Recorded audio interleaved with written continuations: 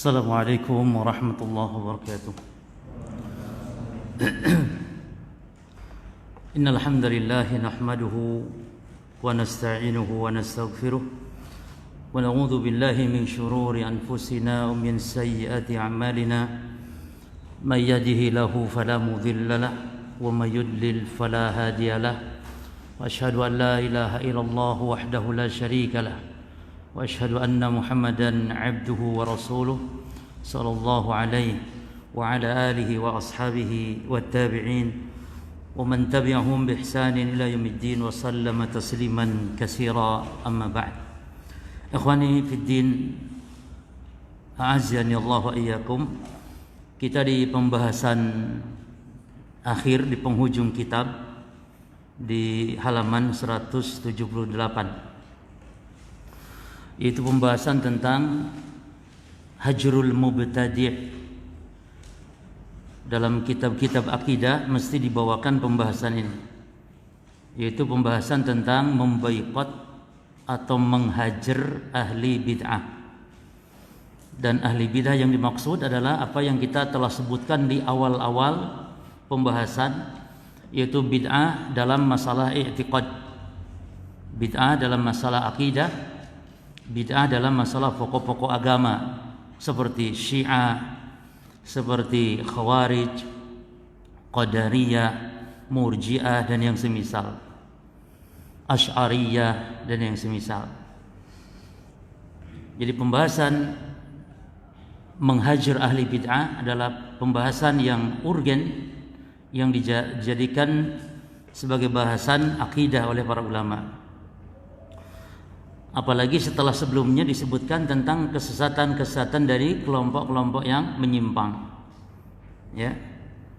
Taib. Di halaman 178 ya, poin yang ke-58. Berkata al-muallif rahimahullah, hadatsana Abu Muhammad. Abu Muhammad yakni siapa nama aslinya?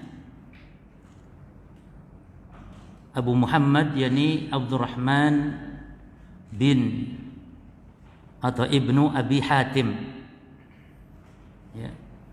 Abdurrahman ibnu Abi Hatim yang kunyahnya Abu Muhammad, yakni anaknya Abu Hatim yang meriwayatkan akidah ini dari ayahnya, itu Al-Imam Ibnu Abi Hatim, Al-Imam Abu Hatim.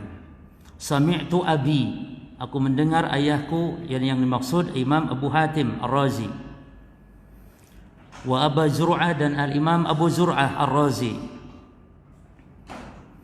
ya'murani, mereka berdua memerintahkan bihijrani ahli al-zayghi wal bid'ah, untuk menjauhi, untuk menghajar, untuk memboikot ahli zaygh, yani orang yang menyimpang, wal bid'ah dan dari kalangan ahli bid'ah, wa yughalidhani fi dzalika asyad at-taglid, dan memperingatkan dengan keras hal itu, yakni agar menjauhi ahli bid'ah.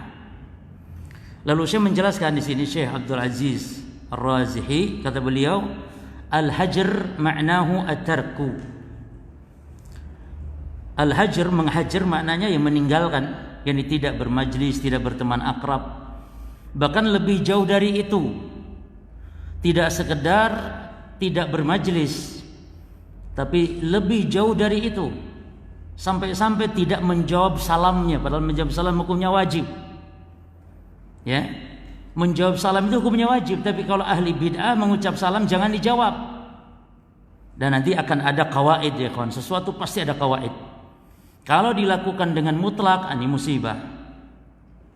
Sama halnya sekarang yang lebih viral adalah masalah takfir, mengkafirkan. Ini ada dawabit, ada qawaid, ada patokan, ada kaidah. Tidak setiap orang jatuh kafir. Tidak setiap ahli bid'ah hajar. Ada qawaid. Ya. Dan pembahasan ini insyaallah tidak akan cukup hari ini pertemuan, karena nanti akan kita bahas tentang qawaid wa dawabit fi al-hajr. Ya. Baik, jadi akan buat mungkin 2, bahkan bisa jadi sampai 3 sesi pembahasan tentang al-hajr min ahli al-bid'ah atau al-hajr li ahli al-bid'ah. Baik, kata beliau, Wal muradu, dan yang dimaksud dengan al-hajr bihajri ahli al-bid'ah waz-zayghi wad-dhalali wal ma'asi wal fisqi. Yang dimaksud yakni menghajar ahli bid'ah, kaum yang menyimpang, orang-orang kaum yang sesat, al-ma'asi, pelaku maksiat, wal fisqi, dan pelaku kefasikan, orang-orang fasik. Nah, jadi bukan hanya khusus menghajar di sini hanya ahli bid'ah, tidak. Ya. Dan nanti antum yang paling penting di sini Syekh tidak membawakan dalil ya. Nah, nanti kita akan tambahkan faedah, yakni wajib kita tahu dalilnya, mana dalil menghajar ahli bid'ah. Ya, dari Al-Qur'an dan dari hadis-hadis. Nah, baik, kita baca lagi. Annahum yutrakun, mereka itu ditinggalkan, jangan didekati. Fala yukallamun, jangan diajak bicara. Wala yuraddu, ini salah cetak ini ikhwan. Wala yuraddu alaihi salam. Ya benar sih alaihi salam, tapi dicetak dalam bentuk seperti doa alaihi salam. Ya, itu salah cetak dari percetakan. Ya benar, tulisannya benar, namun bentuk ini kan ini untuk mendoakan Nabi ya, alaihi salam. Ya, tapi benar, tulisannya benar, namun antum pahami di sini bukan Nabi alaihi salam, bukan. Tapi maksudnya wala yuraddu alaihi assalam, dan tidak menjawab atasnya salam. Ya. Wala tujabu da'watuhum, dan tidak diijabah doanya, yakni tidak dipenuhi undangannya. Subhanallah. Kalau ahli bid'ah mengawinkan misalnya walimah, jangan diundang, jangan hadir. Wala yujalisuna wala yukaluna wala yusharabun, tidak makan, tidak minum, tidak bermajlis, hatta yarji'u ilal haq, sehingga mereka kembali kepada kebenaran. Ingat ikhwan, ini nanti ada qawaid. Ya. Dilihat dari sisi mana bid'ahnya seperti apa. Yang kedua kondisinya itu loh. Yang menghajar itu ya harus orang yang atau kaum yang memiliki kekuatan. Ya, ahli bid'ahnya ini harus memiliki kelemahan. Kalau di suatu kampung ahli bid'ahnya seisi kampung, ahli bid'ahnya seisi kampung, lalu ada satu orang yang mau menghajar, kebalik, bahkan dia nanti yang diapakan? Dia yang dihajar, nanti dikucilkan. Maka disitulah perlunya kawaid, kaidah-kaidah dalam masalah menghajar ini. Namun kita bicara secara global dulu. Demikianlah seharusnya dalam syariat. Ya. Wa yatruku ma hum alaihi minal bid'ah, sehingga kembali kepada kebenaran, sehingga mereka meninggalkan kebid'ahan-kebid'ahan tersebut, awil ma'siyati wal fisqi, atau kemaksiatan dan kefasikan tersebut. Jadi mungkin bukan hanya ahli bid'ah dalam urusan agama, tapi juga ada orang-orang atau ahli maksiat, tukang mabuk, tukang minum, tukang zina, ya, ini pun sama, dihajar. Dan dia muslim, ikhwan, muslim dia. Kita nggak bicara ini orang Yahudi, Nasrani, kita ini menghajar orang Islam. Dan ini ingat, yang dimaksud menghajar di sini dalam masalah urusan agama. Tapi kalau menghajar dalam urusan ibadah, dalam urusan dunia, seperti urusan harta misalnya, boleh menghajar, namun tidak boleh lebih dari berapa? Dari berapa? Tidak boleh lebih dari 3 hari. Ya, dalam urusan dunia itu. Tapi dalam urusan agama boleh lebih, bahkan Nabi Muhammad SAW menghajar 3 orang sahabat yang dia tidak ikut perang Tabuk dan tanpa uzur. Nggak ada uzurnya ya, hanya dia pas kebunnya itu saat itu ketika perang Tabuk, musim panas yang amat sangat. Dan di Arab Saudi sana atau di Arab situ kalau musim panas ya musim panen. Ya. Ya tidak ada uzurnya hanya karena pas mereka punya kebun mau panen, eman, sayang dan semisal. Sehingga tidak ada uzur, tidak ikut perang Tabuk. Lalu Nabi menghajar berapa lama? 50 hari jemaah, tidak tanggung-tanggung. Sampai akhirnya Allah menurunkan firman-Nya, dan itu dibawa oleh mu'alif di sini dalam pembahasan insyaallah. Ya. Baik. Fa minas sunnati, dan diantara sunnah di antara petunjuk Rasulullah, petunjuk para sahabat, itu maksudnya. Ya. An tahjurul mubtadi' wal ma'asi wal fasik hatta yatuba. Untuk menghajar ahli bid'ah, pelaku maksiat, orang-orang fasik sehingga dia bertobat. Berarti di sini nanti akan kita sebutkan sebuah kaidah menghajar itu tujuannya apa, ikhwan? Tujuannya adalah agar orang itu menjadi baik, agar dia taubat kembali kepada kebenaran. Maka dibangun, didasari menghajar itu ikhlas, ingin memperbaiki orang lain. Ya.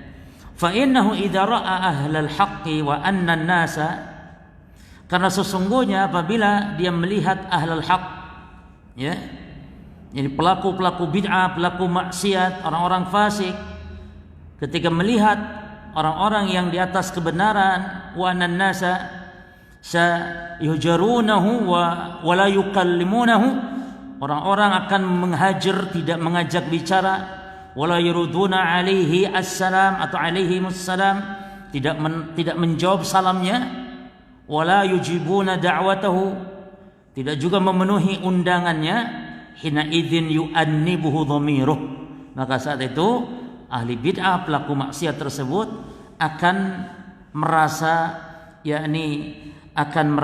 apa yu'annibuhu itu maknanya bisa bermakna akan terasa terperingatkan, akan merasa diingatkan, ditegur hatinya. Ini akan merasa terasa disinggung hatinya. Itu. Wa yara anna al-mujtama yakrahuhu wa la yuhibbuhu. Dan nanti dia akan melihat bahwa masyarakat ternyata tidak suka sama dia. Ini merasa terkucilkan nantinya. Sehingga mau tidak mau dia nanti akan kembali kepada jalan kebenaran. Fahina idzin yatubu wa yarji an bid'atihi wa fisqihi. Maka saat itu dia akan taubat kembali kepada kebenaran, meninggalkan kebid'ahan dan kefasikannya. Makanya ikhwan nanti akan dijelaskan oleh muallif bahwa kalau memang tidak bermanfaat dengan menghajar, malah semakin menjadi-jadi, jangan diteruskan.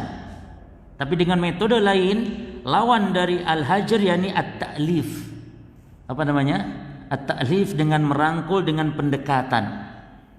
Ya, kalau hajar tidak bisa, maka dengan cara yang kedua at-ta'lif. Nah, summa ba'da dzalika yukallimu ahlul haqqi wa yujibuna da'watahu wa yurudduna 'alaihim assalam, fa hadzal hajar hajrut ta'dibi war rad'in wa jazrin.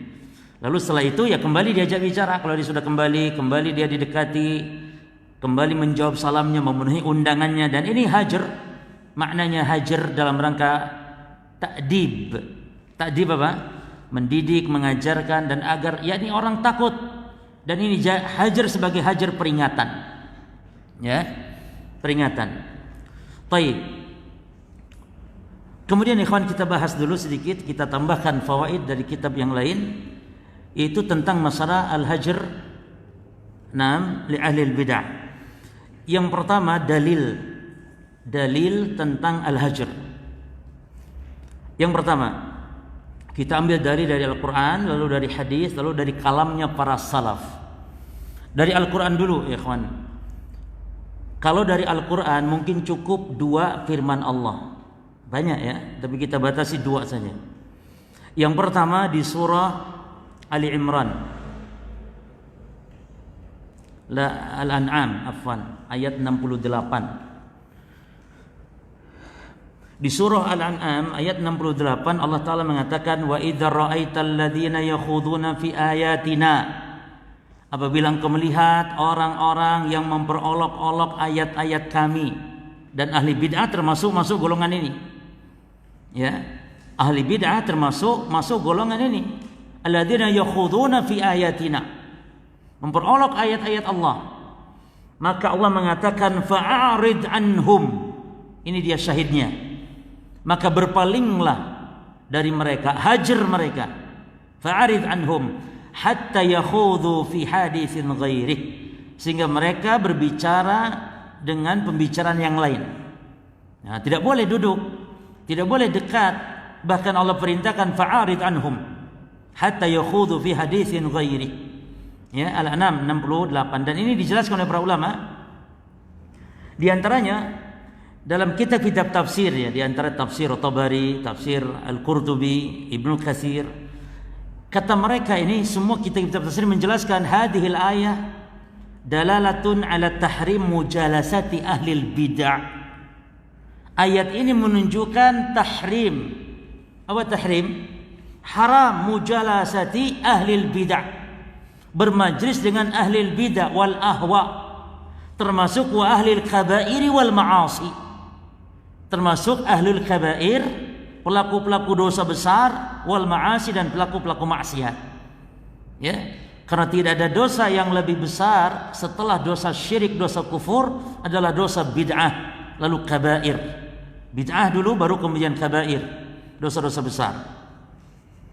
Demikian pula para jemaah sekalian, Al-Imam Ibnul Arabi yang punya kitab Ahkamul Quran, kata beliau, wahada, yani ayat ini, wahada dalilun ala anna mujalasata ahlil kabair la tahillu. Ayat ini menunjukkan bermajlis dengan ahlul kabair. Kalau ahlul kabair saja sudah dikatakan la tahillu, tidak halal, bagaimana dengan ahli bid'ah yang tingkatannya di atas daripada al-kabair? Subhanallah. Jadi Imam Ibnu Qayyim mengurut dosa ya, dosa itu dosa kufur, dosa syirik, kufur, lalu dosa bid'ah, lalu baru dosa kabair. Ya. Jadi urutan dosa itu bid'ah. Maka para ulama mengatakan al bid'ah barirul kufri. Bid'ah itu adalah pendahuluannya kebid'ahan. Kekufuran. Bid'ah itu pendahuluannya kekufuran. Sehingga orang kalau berbuat bid'ah bisa jatuh kepada kekufuran. Taib. Demikian pula banyak di kalangan para ulama, Al-Imam Al-Qurtubi di antaranya. Fadala bihadza ala wujub ijtinab ashabil ma'asi. Atas dasar ini, yakni ayat tadi, wajibnya menjauhi ashabil ma'asi, pelaku dosa. Idza dhahara minhum munkar, apabila mereka menampakkan kemungkarannya. Ya. Kenapa harus menjauh, ikhwan? Dari segi inilah hikmahnya. Li'anna man lam yajtanibuhum, karena siapa yang tidak menjauhi mereka, faqad radhiya, maka dia dianggap ridha. Dianggap rela ridha fi'lahum terhadap perbuatan mereka. Jadi bahaya ini. Ya. Wa ridha bil kufri kufrun. Sementara yang namanya ridha dengan kekufuran, apa hukumnya? Kufur. Ridha dengan kekufuran, ini kufur. Dan ini dibahas oleh Syekh Muhammad bin Abdul Wahhab dalam kitab atau dalam risalah Nawaqidul Islam. Ya. Yani siapa yang belajar sihir, ya, belajar sihir dan ridha walaupun tidak belajar. Maka yang dikhawatirkan oleh para ulama, menyaksikan sihir-sihir, ya, dikhawatirkan ini dianggap ridha. Kalau sudah ridha, dianggap sama dengan tukang sihir, sehingga dihukumi juga sama dengan mereka, itu kufur. Wal iyadu billah.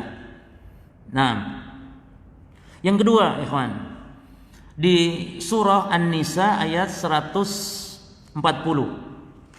Wa qad nazzala 'alaikum fil kitabi an idza sami'tum ayati llahi yukaffaru biha wa yustahza'u biha fala taq'udu ma'ahum hatta yakhudhu fi haditsin ghairih.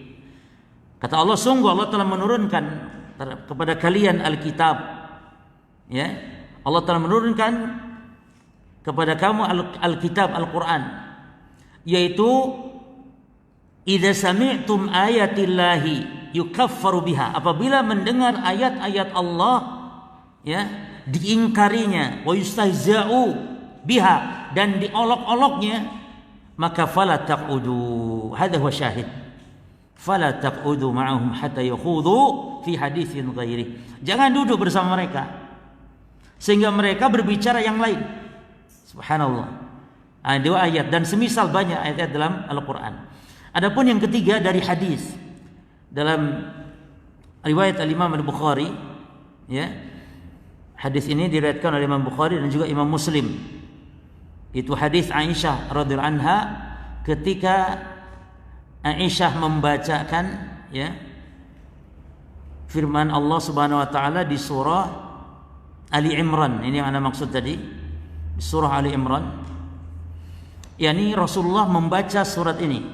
Walladzi anzala 'alaikal kitaba minhu ayatun muhkamatun hunna ummul kitab wa akharu mutasyabihat. Perhatikan, dialah Allah yang telah menurunkan kepadamu Alkitab, yakni Al-Qur'an. Di antara Al-Qur'an itu ada ayat-ayat yang jelas muhkamat. Ayat yang jelas muhkamat itu dia ummul kitab. Dia induknya kitab. Dan ada ayat yang lain dia tuh mutasyabihat, samar atau rancu. Perhatikan di sini, ikhwan. Faedahnya ketika Allah menyebutkan ayat yang muhkam itu apa namanya? Ummul kitab. Apa Apa artinya? Induk. Induk itu pusat. Ya. Pusat induk.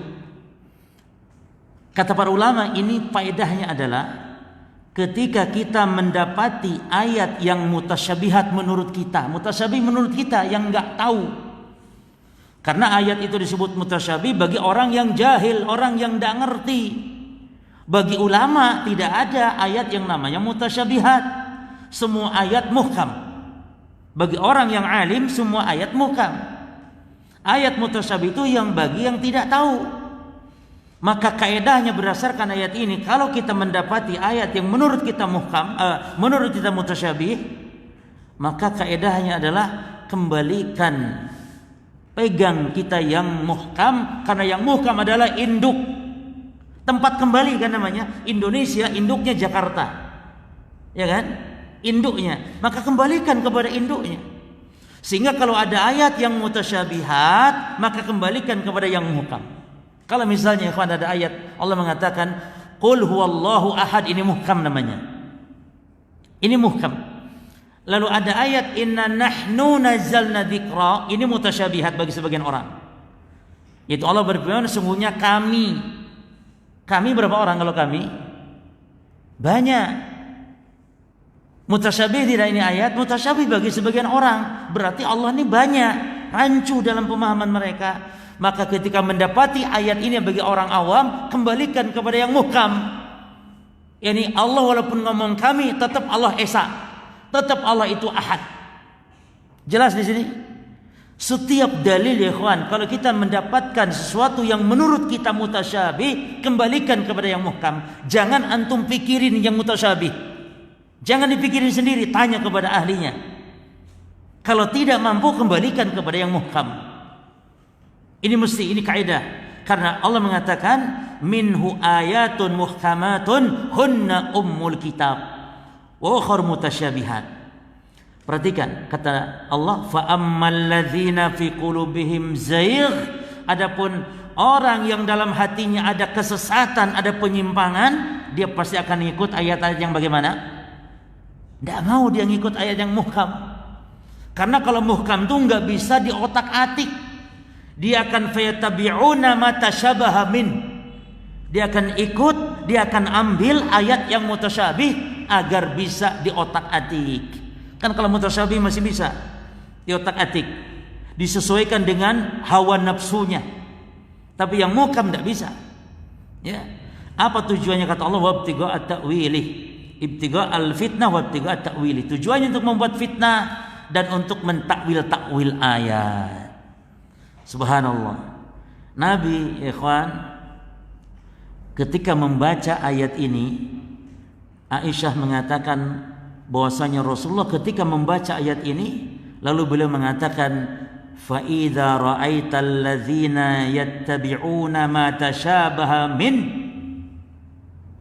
apabila engkau melihat ada orang yang justru ikut ayat-ayat mutasyabih seperti itu, fa ulaikal ladzina sammallah, maka itulah orang yang Allah namakan di ayat tersebut. Apa Allah sebutnya apa?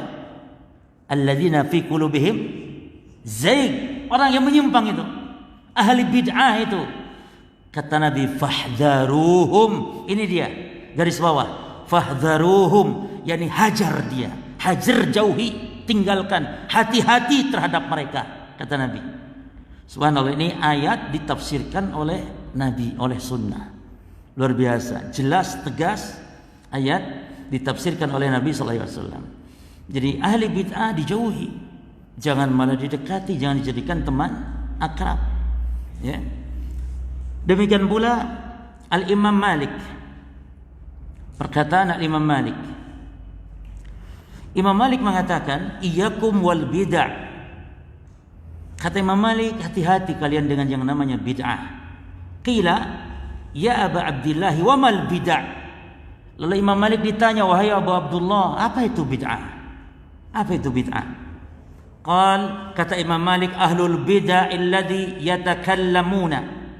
Ahlul bid'ah alladhina yatakallamuna, perhatikan, fi asma'illahi wa sifatihi. Ahli bidah itu, kata Imam Malik, ya orang yang nyeleweng, nyimpang dalam nama dan sifat-sifat Allah. Ya, ahli bidah yang mentakwil-takwil sifat Allah. Ini Imam Malik loh yang membid'ahkan.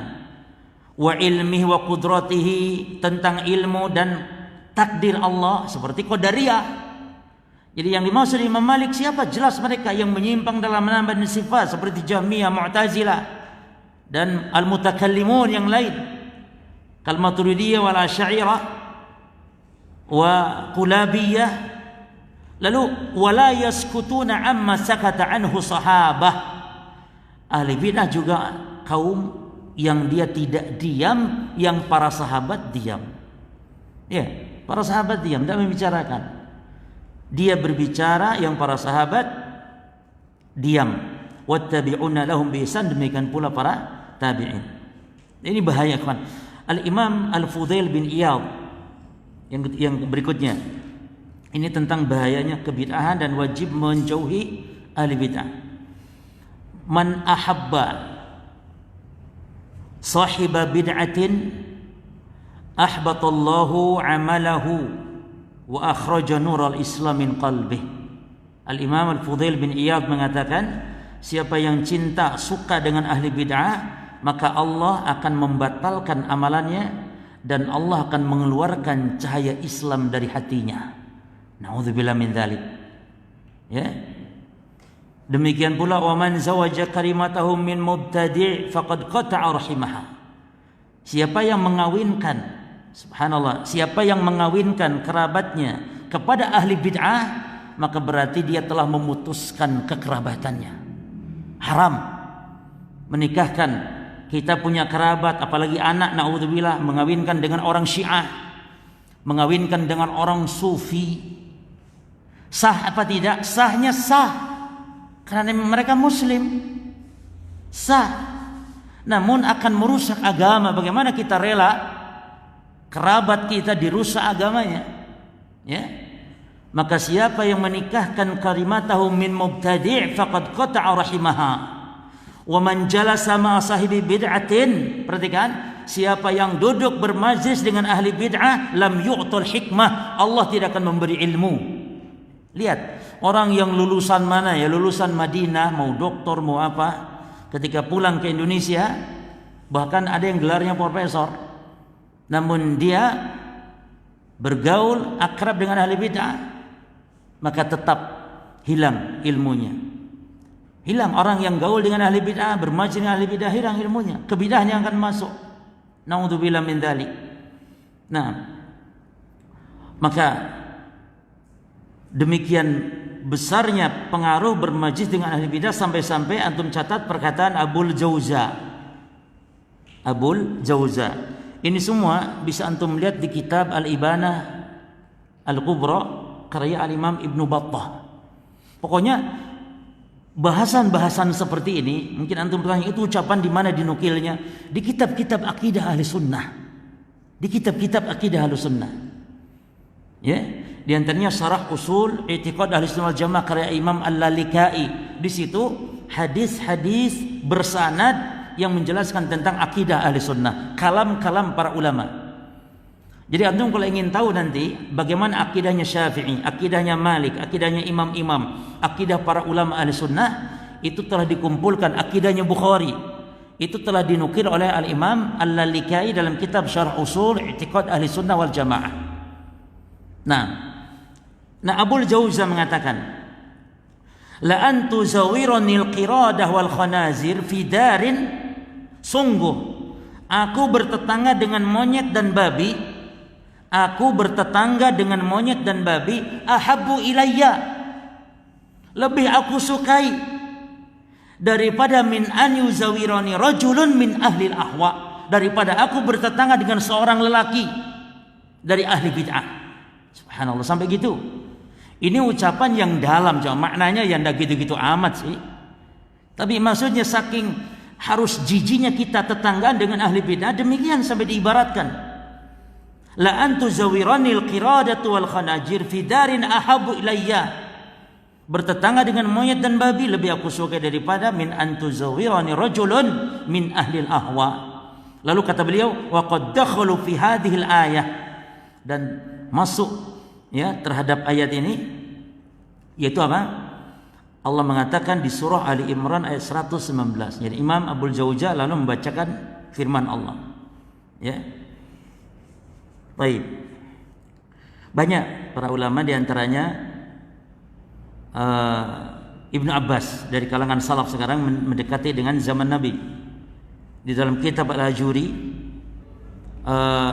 karya Al-Ajuri dalam kitab Asy-Syari'ah, dan juga ada di dalam Sunan Ad-Darimi. Antum kalau baca kitab Sunan Ad-Darimi, itu kumpulan hadis, kitab sunan fikih. Namun Imam Ad-Darimi di awal kitab itu pembahasannya tentang manhaj, pembahasannya di awal kitab ya, sebelum membahas fikih beliau membahas tentang manhaj. Di antaranya bawakan hadis-hadis tentang kalam para salaf, masalah berpegang dengan sunnah dan menjauhi bid'ah. Nah, di antaranya dinukil perkataan Ibnu Abbas. Apa kata Ibnu Abbas radhiyallahu anhuma? Beliau mengatakan, la tujallis ahlal ahwa, la tujallis ahlal ahwa, fa inna mujalasatahum mumridatun lil qalbi aw lil qulubi. Jangan bermajlis dengan ahli bid'ah, karena bermajlis dengan mereka akan membuat hati berpenyakit. Penyakit apa kalau ahli bid'ah bermajlis? Penyakit apa jemaah? Penyakit syubhat, ya. Penyakit syubhat, yakni kerancuan, penyimpangan dalam beragama. Dan juga Al-Imam Al-Hasan Basri, demikian pula Imam Ibnu Sirin mengatakan demikian, la tujalisu ashabal ahwa wa la tujadiluhum. Ingat, jangan bermajlis dengan ahli bidah, jangan juga berdebat dengan mereka. Nah, ini diantara ikhwan senang sekarang musim debat-debat di media, di medsos, ahli bid'ah. Ya ikhwan, wallahi mereka kalau debat itu bukan kebenaran secara umum yang mereka inginkan, tapi ingin cari pembenaran saja. Dan juga sangat sulit di zaman sekarang debat dalam rangka mencari kebenaran, yang banyak debat karena dasarnya hawa nafsu. Hawa nafsu, kuat-kuatan dalil. Bahkan kalaupun dalilnya sudah tidak ada, walaupun harus dusta tidak masalah, yang penting debatnya menang. Kan debat menang itu bukan masalah di atas benar salahnya. Debat menang itu yang penting bisa ngomong, bisa mematahkan lawan, sudah nggak berkutik, nggak bisa ngomong lagi. Dan ahli bidah paling jago. Maka antum jangan coba-coba debat dengan mereka. Sekelas ulama dilarang debat dengan ahli bid'ah, apalagi para penuntut ilmu, apalagi para pemula dalam menuntut ilmu. Wala tasma'u minhum, dan jangan pula mendengar perkataan dari mereka. Jangan bilang, Ustadz kan ada baiknya juga, ya kan? Maka ambil baiknya, buang buruknya. Ini kaidah yang ngawur ini. Dalam masalah agama kok ambil yang baik, buang yang buruk. Lalu antum tahu yang baik dari mana? Tahu baiklah kita bisa memilah itu dari mana, jemaah? Bagi orang yang awam, bagi orang yang, bagaimana orang awam belajar ambil baik buang buruk? Semua didengarkan. Lihat para ulama, wala tasma'u minhum, jangan dengar perkataan mereka. Ini Imam Hasan Basri dan Imam Ibnu Sirin ya, perkataannya sama ini. La tujalisu ashabal ahwa, wala tujadiluhum, wala tasma'u minhum. Nah, coba antum perhatikan imam sekelas Ayub As-Sikhtiyani, ya, Ayub As-Sikhtiyani, seorang Mu'tazilah datang kepada beliau. Lalu dia mengatakan, ya Abu Bakar. Abu Bakar yang dikunyah Ayyub As-Sikhtiyani. As'aluka an kalimatin. Boleh enggak, kata ahli bidah Mu'tazilah ya, Mu'tazili, boleh enggak saya bincang, diskusi satu kalimat saja. Jadi dia ingin tanya satu kalimat saja. Fawalla, lalu Ayyub Sikhtiyani langsung berpaling, langsung ditinggalkannya ahli bidah ini. Wa huwa yaqulu biyadihi, dan dia mengatakan wala nis kalimat. Jangan ngomong satu kalimat katanya. Setengah pun aku enggak sudi ngomong sama kamu. Separuh kalimat enggak sudi. Lalu pulang orang ini, lalu para sahabatnya tanya, kok sampai ngono apa? Kok sampai gitu loh nemennya? Diajak diskusi satu kalimat kok malah jangankan sekalimat, setengah kalimat orang sudi diskusi sama kamu. Kok sampai segitunya? Maka apa jawaban beliau? Kata beliau, walakini khiftu an yalqiya fi qalbi syai'an. Aku khawatir, katanya, kalau ngobrol sama ahli bid'ah, aku khawatir. Lihat ikhwan, kelas Ayyub As-Sikhtiyani seorang ulama tabi'in.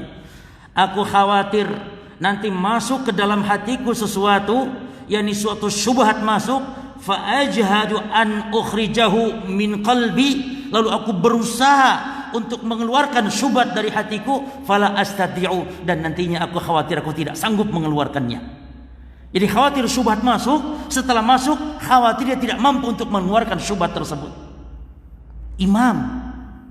Maka termasuk yang dibahas oleh mu'alif nanti di sini adalah bukan hanya bermajlis dengan ahli bid'ah, bukan hanya menghajar ahli bid'ah yakni orangnya, tapi juga buku-bukunya, kitab-kitabnya. Ada buku Said Qutb. Penasaran apa sih Said Qutb? Katanya mengkafirkan. Mana sih?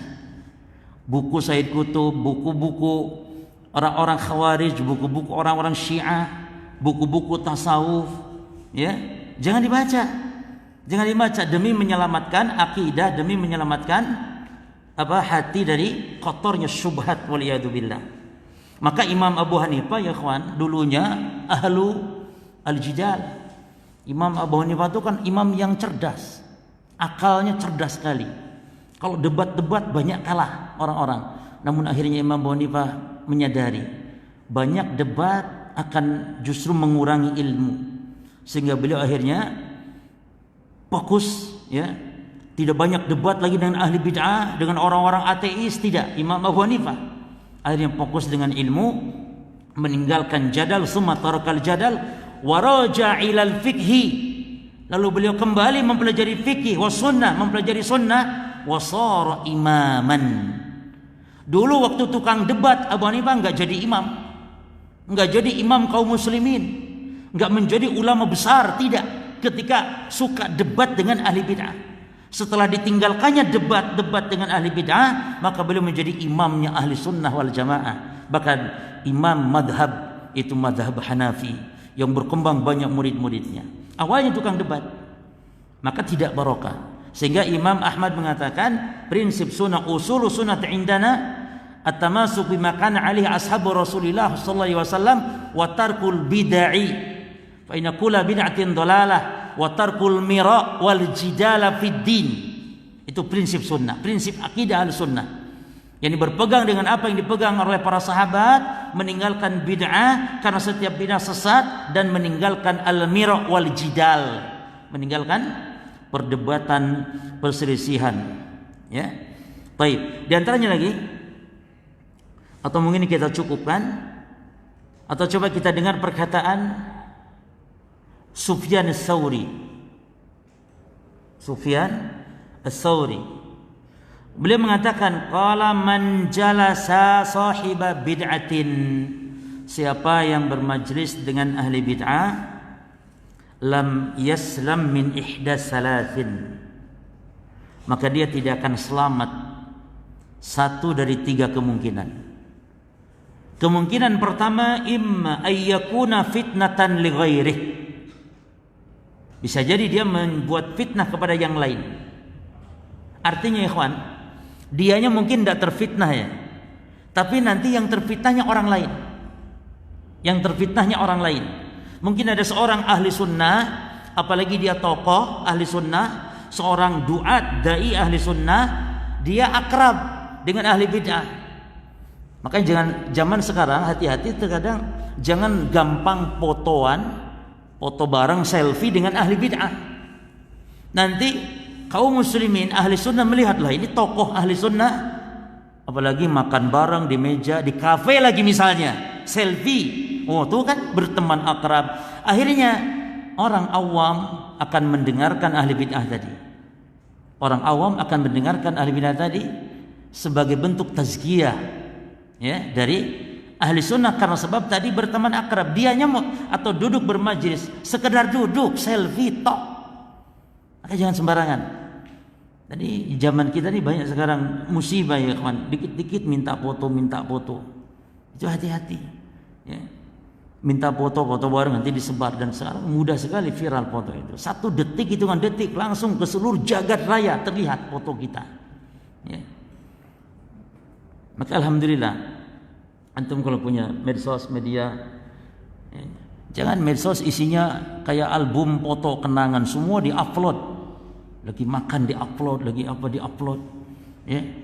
Foto isinya ada yang subhanallah, apalagi yang namanya Instagram itu kan yang enggak ada selain foto semua. Dan naudzubillah min dzalik, banyak orang yang menyesal sehingga tidak bisa menghapusnya. Ya. Enggak bisa menghapusnya sehingga terus kekal abadi foto tersebut sampai hari kiamat mungkin. Naudzubillah min dzalik. Maka hati-hati, segera hapus karena akan menimbulkan fitnah. Memang kita tidak memajang foto, ya. Namun di media itu nanti akan timbulnya itu fitnah orang yang melihat, memfitnah orang lain. Nah, kemudian wa imma an yaqa fi qalbi syai', atau bisa jadi dia akan masuk sesuatu pada hatinya berupa syubhat. Na'am fayazila bihi, lalu tergelincir dengan sebab syubhat tersebut, fayudkhilahullahu nar, dengan sebab itu Allah masukkan ke neraka. Sebabnya karena apa? Tadi bermajlis dengan ahli bid'ah. Terkadang ikhwan kalau hati lemah, apalagi ilmunya sangat minim, kadang apa yang disampaikan oleh ahli bid'ah kadang masuk akalnya, ya, bisa dicerna gitu oleh akalnya, padahal bertentangan dengan nas, namun masuk akalnya sehingga masuk syubhat, lalu tergelincir dia, fayudkhiluhullahu atau fayudkhilahullahu nar, sehingga Allah masukkan ke dalam neraka. Nah, baik.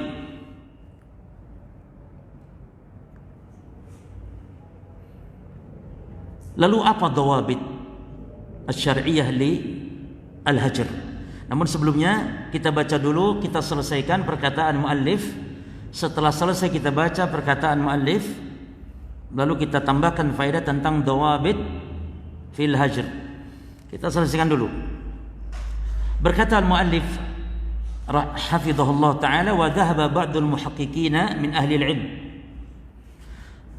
Sebagian para muhaqqiqin, para ulama berpendapat ila tafsil fi dzalik, merinci dalam menghajar. Faqalu, bagaimana rinciannya? Mereka mengatakan, in kana al-hajru yufidu fi ahli al-ma'asi, apabila hajar itu memang bermanfaat, ya, jadi orang yang melakukan kesalahan tadi menjadi sadar, menjadi kembali kepada kebenaran, kembali meninggalkan kebid'ahannya, kembali kepada sunnah, ya, wa yartada'una bisababihi an ma'asihim wa bid'ahim, lalu dia takut dengan sebab itu atas kemaksiatan dan kebid'ahannya, wa yatubuna ila Allah, sehingga dia bertobat kepada Allah, wa yatrukuna ma hum alaih, meninggalkan apa yang mereka lakukan, fa innahu masyru'un, maka menghajar dalam kondisi ini hukumnya disyariatkan. Ini lakukan, menghajar. Ini awal yang pertama. Tsani, wa amma in kana al-hajar, adapun kalau dengan menghajar, yazidu al-mahjur fil ma'siyah, semakin bertambah, justru dicuekin malah bertambah, malah menjadi-jadi di dalam kemaksiatan, fa fi hadhil halati la yusra hajruhu, maka dalam kondisi seperti ini menghajar tidak disyariatkan. Bal istamir fi nasihatihi min ghairi hajrin, bahkan terus tetap nasihati, namun terus nasihati dengan tidak menghajar. Apa tadi namanya? At-ta'lif. Ta'lif itu merangkul, mendekati, justru menasehati. Jangan dijauhi, dekati, nasihati. Dikasih hadiah, dikasih buku-buku yang benar agar dibaca.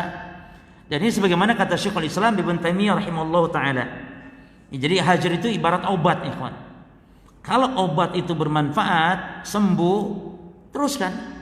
Kalau malah semakin menjadi-jadi penyakit, minum obat gatal malah tambah sebadan gatalnya, ya tinggalkan, berarti itu obat, antum salah obat, tidak bisa dilanjutkan. Dan dalilnya adalah Nabi SAW menghajar siapa? Siapa 3 orang sahabat yang dihajar oleh Nabi gara-gara tidak ikut perang Tabuk? Yang pertama Ka'ab bin Malik, yang kedua Hilal bin Umayyah, dan yang ketiga boleh baca Murarah, ya, Murarah bin Ar-Rabi', boleh baca Mararah bin Ar-Rabi'. 3 orang ini. Apa alasannya tadi? Ya, enggak ada uzur. Perang Tabuk perang yang luar biasa, ikhwan, beratnya perang tersebut. Karena di masa musim panas, musim panen, bayangkan, kemudian musim paceklik lagi. Jadi sulit makanan saat itu, serba sulit. Makanya pasukan ketika di perang Tabuk, Nabi namakan pasukan itu nama dengan Jaisul Usrah. Jaish al-Usrah, pasukan yang sulit. Makanya Rasul ketika perang Tabuk itu mengarahkan arah, yakni akan berangkat peperangan itu berlawanan dengan aslinya. Demikian biasanya Rasulullah. Ya, kalau perang dirasa itu berat, maka Rasul mengarahkan bukan ke arah aslinya. Ya, karena demikian beratnya pada saat itu. Musim paceklik, musim sulit, serba sulit, musim banyak kelaparan. Pas panen yang harusnya apa jemaah? Ya harusnya justru ini panen, kesempatan untuk mengumpulkan harta. Ini malah ada pengumuman untuk perang Tabuk, maka akhirnya 3 orang sahabat ini tidak ikut. Akhirnya ketika datang pulang Rasul SAW dari perang Tabuk, pada berdatangan tuh ke masjid, kan Rasul kalau pulang safar langsung ke masjid sholat 2 rakaat. Setelah itu baru datanglah orang-orang munafik, datang minta izin, Rasulullah, saya Nabi, saya ikut perang, dengan alasan dibuat-buat orang-orang munafik. Nah, termasuk datanglah 3 sahabat tadi, ya. Dan sahabat tadi jujur. Dia tidak, bisa saja dia berbohong, tapi sahabat tadi jujur, ya. Nah, atas kejujurannya kata Nabi kepada 3 orang sahabat tadi, tunggulah sehingga Allah memutuskannya. Ya, akhirnya dihajar oleh Nabi selama berapa? 50 hari. Bahkan hatta istrinya pun diperintah untuk menjauhinya, cuma berat. Makanya Allah abadikan di surat Taubah ayat berapa? 118, ya. Wa 'ala salasati, lihat sahabat disebut dalam Quran. Ka'ab bin Malik, Hilal bin Umayyah, Murarah bin Ar-Rabi'. Jadi sahabat itu ajaibnya, ya, kalau berbuat salah, justru kesalahannya menjadi petunjuk manusia setelahnya, orang-orang yang beriman. Allah abadikan dalam Quran. Antum ingat hadis tentang al-musi'i fi salatih? Hadis tentang orang yang buruk salatnya. Siapa namanya sahabat itu? Siapa ya kawan? Orang yang buruk salatnya, sehingga ulama menyebut itu hadis adalah hadis orang yang buruk salatnya. Ketika kata Abu Hurairah datang ketika Nabi masuk masjid, kemudian datang orang masuk masjid, dia salat 2 rakaat, mengucap salam kepada Rasul. Rasul jawab salamnya, lalu apa kata Nabi? Irji' fasalli fa innaka lam tusalli. Dia salat lagi, kata Nabi, ulangi salatmu karena kamu tidak salat. Sampai 3 kali kan diulang-ulang. Nah, siapa nama sahabat ini? Namanya Khalad bin Rafi'. Khalad bin Rafi'. Lihat, kesalahannya sahabat di sini malah menjadi petunjuk bagi umat manusia. Jadi enaknya jadi sahabat itu kalau salah pasti diluruskan, pasti ditegur oleh Allah, sehingga kesalahan itu pasti diperbaiki. Oleh karena itu sahabat itu tidak ada yang sesat, karena maksum pemahaman agamanya dijaga, dipelihara oleh Allah, dijaga oleh Rasul sallallahu alaihi wasallam. Jadi sahabat kalau sesat ditegur. Kalau kita antum sesat, gelundung sendiri kalau antum. Enggak ada yang menegur. Siapa yang menegur? Sahabat kalau salah diluruskan, diluruskan langsung oleh Allah. Termasuk 3 orang diabadikan oleh Allah dalam Quran. Namun ini jadi contoh, percontohan. Wa 'ala tsalatsati alladziina khulifu, dan atas 3 orang yang dia khulifu, ditangguhkan.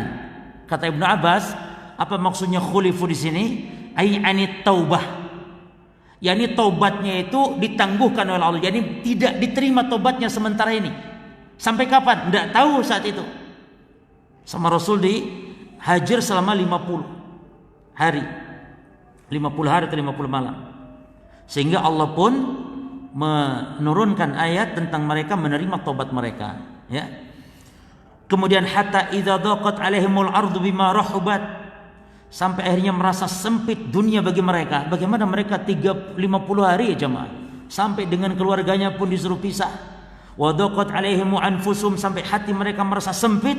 Wa dhannu alla malja minallah illa ilaihi, sehingga mereka pun yakin tidak ada tempat kembali kecuali hanya kepada Allah. Summa taba alaihim liyatubu, lalu Allah pun menerima tobat mereka agar mereka bertobat. Innallaha huwat tawwabur rahim, sungguhnya Allah Maha menerima tobat, Maha penyayang. Ayat ini akhirnya membuat mereka gembira, sehingga turun ayat untuk menerima tobat mereka.